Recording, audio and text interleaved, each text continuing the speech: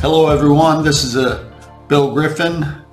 Welcome to the Different Take podcast, and today I want to talk about inflation, and I will call this Biden's inflation because he owns it now. There's no question about it. The government is not taking the correct approaches to solve this problem. I've talked about this in two prior episodes. Robert Reich, who's Treasury Secretary in the Clinton administration, and Elizabeth Warren, Senator from Massachusetts, habitual liar, has both blamed American business for pricing goods and services higher than they need to be, but there's no way that these people can predict what their earnings are going to be. So how do they know they're being greedy? So I've talked about that. Recently, the Biden administration is doing the same thing. They're blaming meat packers for this spike in prices. The United States Consumer Price Index rose 6.8% in November 2021, which is the highest 12-month spike since 1982. Beef prices rose 21% year over year in November, according to Labor Department data. I'm reading from the New York Post. This is January 3, 2022. The thing that's happening is you have the spokesperson for Biden, Jen Psaki, blaming these companies. When I was a child, around, I think I was 8 or 9, and I distinctly remember the news that Richard Nixon, Republican, in 1971, he froze prices, 90-day price freeze across the country on every product. It seemed like a good idea at the time to a lot of people. Well, and prices are going higher and higher, so if we just freeze them, people, it'll stop. This is really a nutty idea, won't work, and it caused enormous market disruptions and probably exacerbated the problem instead of alleviating it. The reason Nixon did this was, I'm sure, that he was counseled that politically this would be a great thing to do. Nixon did, according to a Wall Street Journal column, this was written by William Walker in August 13th, 2021. He writes, a Democratic Congress had passed the Economic Stabilization Act in 1970 with language authorizing the president to impose price controls to fight inflation. Nixon signed the law, but Democrats were confident that a Republican president would never freeze prices. They planned to use his failure to do so as a political cudgel in the 1972 campaign. Nixon's surprise announcement turned the tables. It worked for a while. Well, common sense will tell you that when businesses buy or invest in inventory and then they're all of a sudden in an inflationary period and they're all of a sudden told that they can't raise their prices, what do you think will happen? Well, it was in when the freeze was over, inflation resumed, on top of companies, ranchers withholding cattle from slaughter. Meat disappeared on store shelves. The administration declared an embargo on exports of soybeans to avert an impending shortage. Nothing worked. So, as I said in another episode, the Roosevelt administration tried the same thing to combat deflation. It was the opposite, where they would say, okay, well, you can't sell your pigs or your milk or whatever the commodity was if people wouldn't pay X amount.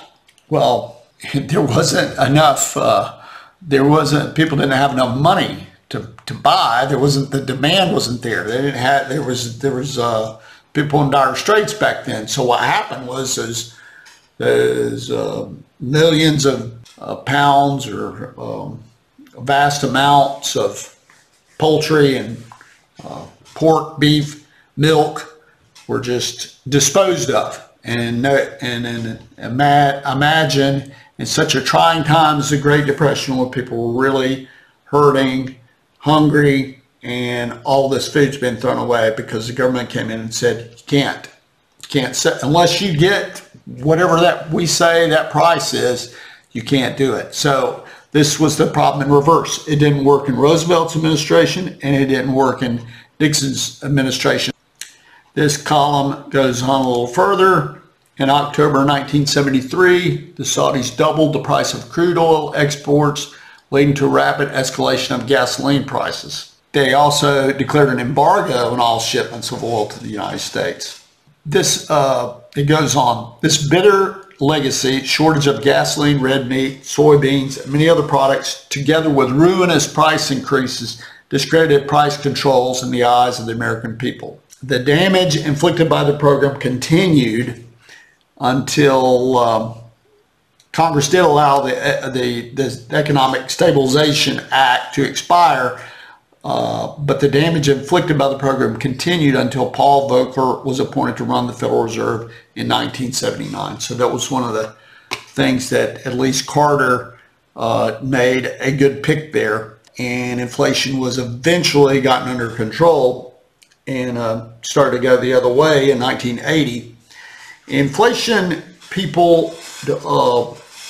young people never had to live through this, I think, and some people who maybe they didn't struggle back then because maybe their families were wealthy enough where they could weather. There wasn't that big of an impact. Don't know what kind of a serious problem this caused. People were really struggling to make ends meet.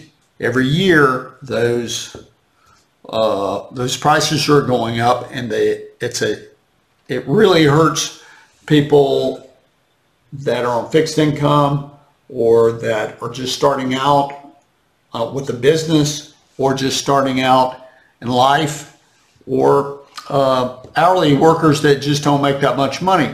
It's an invisible tax is what it is. And it's a way that the government can spend money and don't have to suffer consequence until, for many years, until inflation kicks in. I think we're seeing a repeat of what happened back then.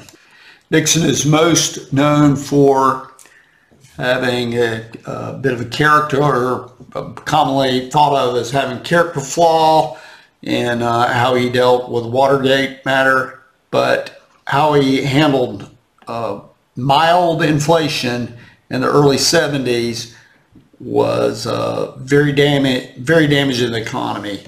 He was a very moderate Republican. He's from California.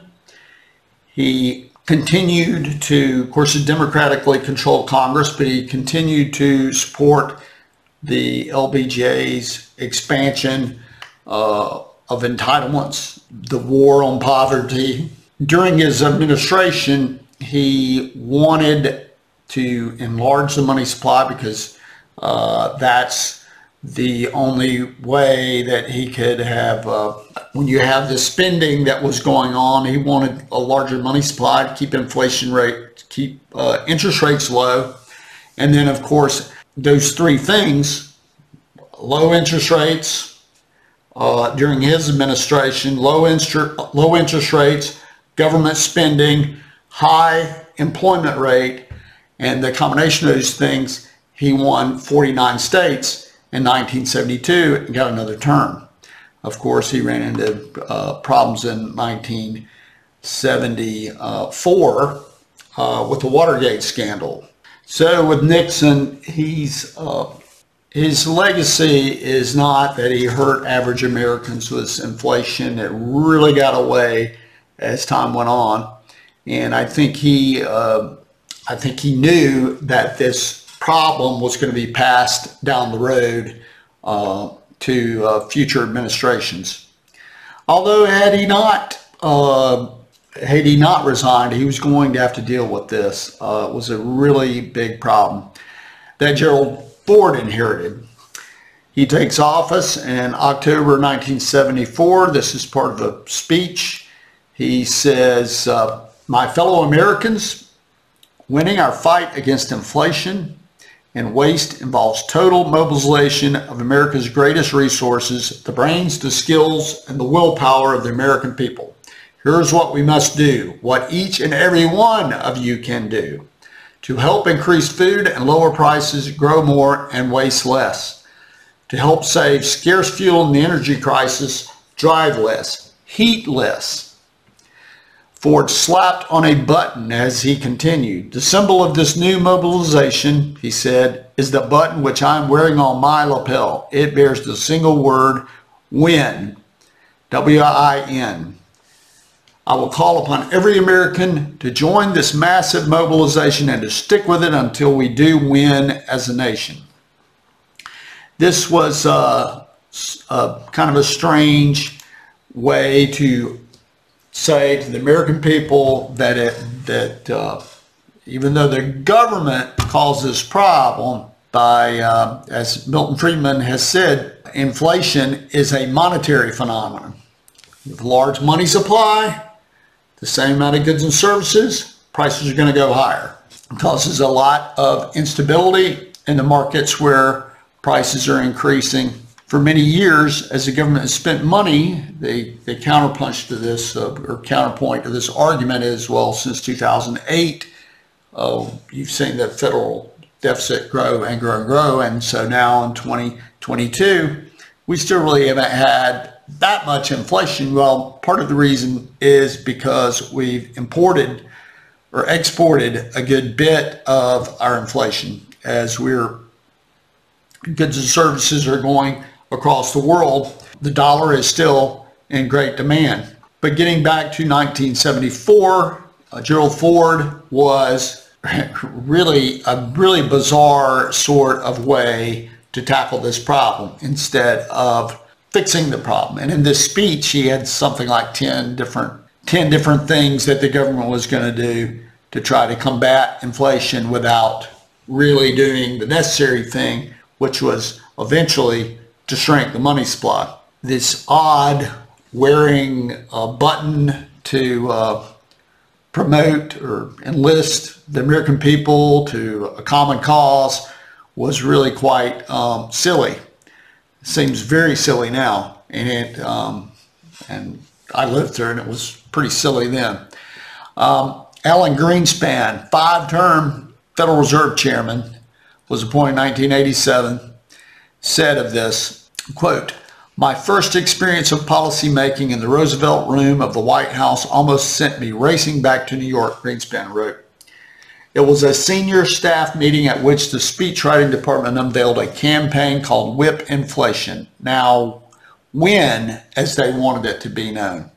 That would involve national voluntary efforts and citizen summit meetings to fight rising prices.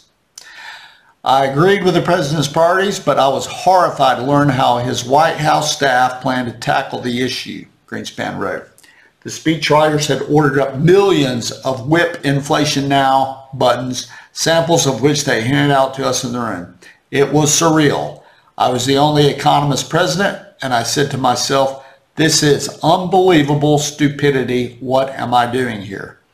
So Greenspan knew that this was a stupid PR campaign, and inflation really wasn't continued to be a big problem, I should say, through the Carter administration. So along comes Jimmy Carter, who's elected in 1976, starts his term in 1977. Along comes Jimmy Carter, who inherits this problem from the Nixon administration, also inherits Federal Reserve Chairman Arthur Burns, who was ostensibly appointed by Nixon to do his bidding, keep inflation rates low and expand the money supply. The gold standard was dropped during the Nixon administration. So Burns sticks around for a couple more years, and then someone else is in, G. William Miller was put in for a little over a year.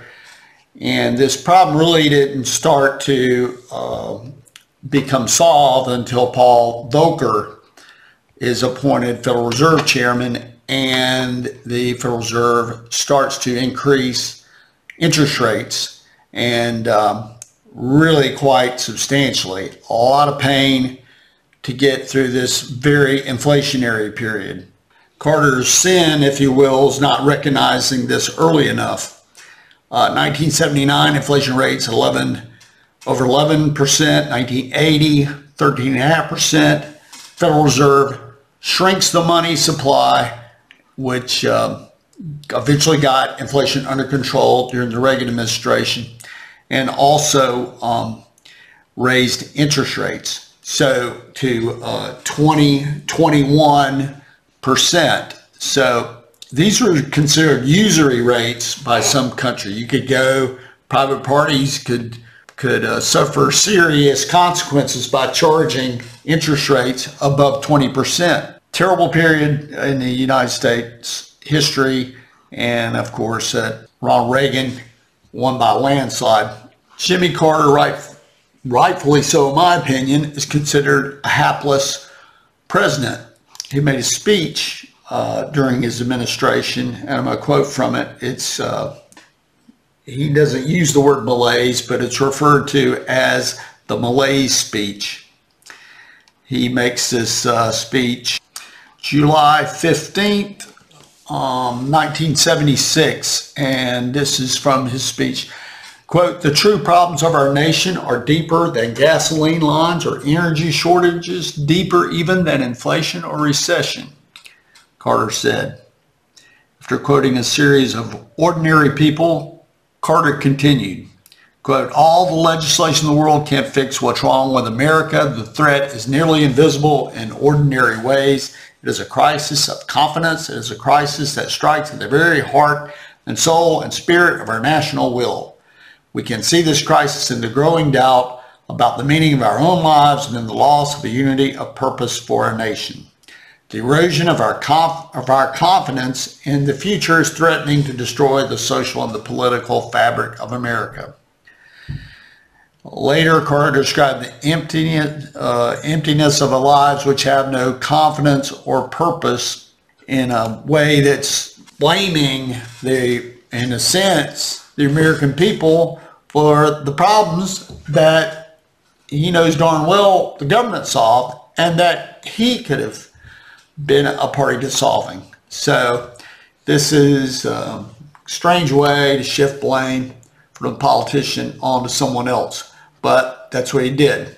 As I said, inflation is it's an invisible tax. This is often called Milton Friedman monetary phenomenon, large money supply, chasing the same amount of goods and services, and we get to today.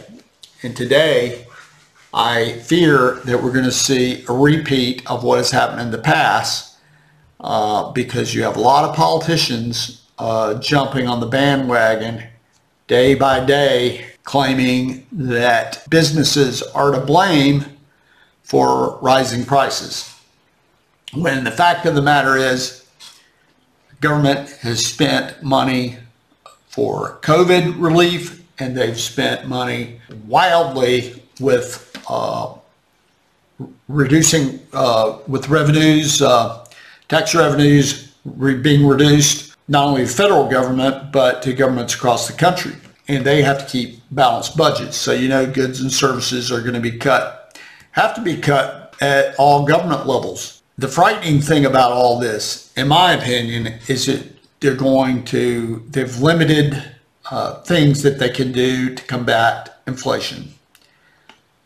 You have to slow down government spending. Well, Democrats, leftists, Marxists want to pick up the speed on government spending because they would like to see a government makeover.